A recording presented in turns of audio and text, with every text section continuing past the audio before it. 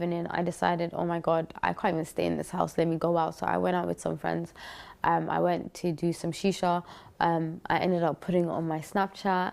Somehow, some way, one of my siblings showed it to my parents.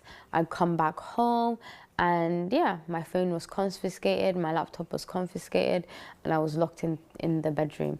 I wasn't allowed to leave the house. The house was under lock and key at all times. Yeah, I was in that room for a good 6 weeks, 7 weeks. During that time frame, I had one of my siblings go buy me cigarettes indiscreet and pass it to me, and I used to smoke it outside my window around 2 a.m. every night. One night, I'm there smoking a cigarette, and my mom comes into the room, and she comes into the room, and she smells it, and she's like, "What are you doing?" And I said, "Oh, I'm smoking." And she flips the whole thing and makes it seem like I'm smoking. "Oh, you're smoking."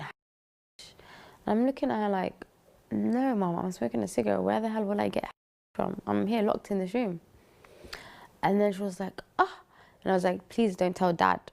And she's like, "What? Don't tell Dad." She stands at my door and she calls him. He comes into the room. At this point, I've already thought into my head, whatever happens, happens. Like, at this point, what can I do? Nothing. I got caught. So he comes into the room and he says to me, "Is this true what I'm hearing?" I said, "If you're hearing it, then I guess." And he was like, "Huh? You're being sarcastic as well?" So he walks out. I was never expecting this. He walks out and he comes back in a minute later. All I'm hearing is clink, clink, clink, clink, clink. I'm thinking, what?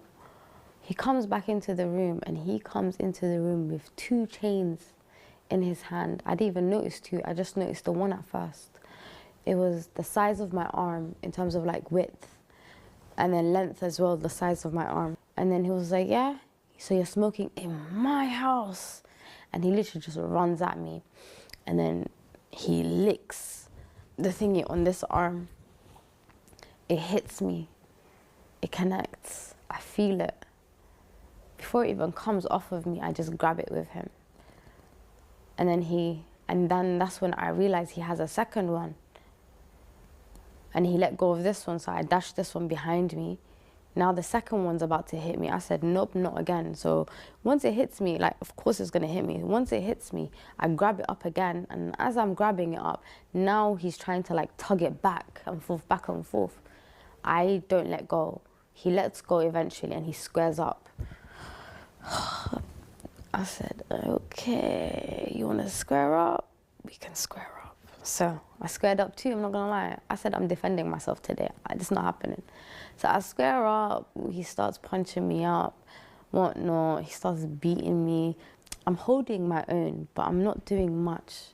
I punched one time, it hit his jaw, he got so angry, he just went off on me to the point where finally, now I'm laying on the bed, like half my body is on the bed. He is standing on top of me, the life out of me. That's all I see is his face. And all I see in the corner is my mom, my sister's crying. It's this commotion. And it's like 2 a.m. at this point. And at this point, I'm trying to take a breath. My eyes are rolling to the back of my head. I can't breathe. I'm thinking, oh my days, this is it, Smear. You're dying right here. That's it. As I'm about to lose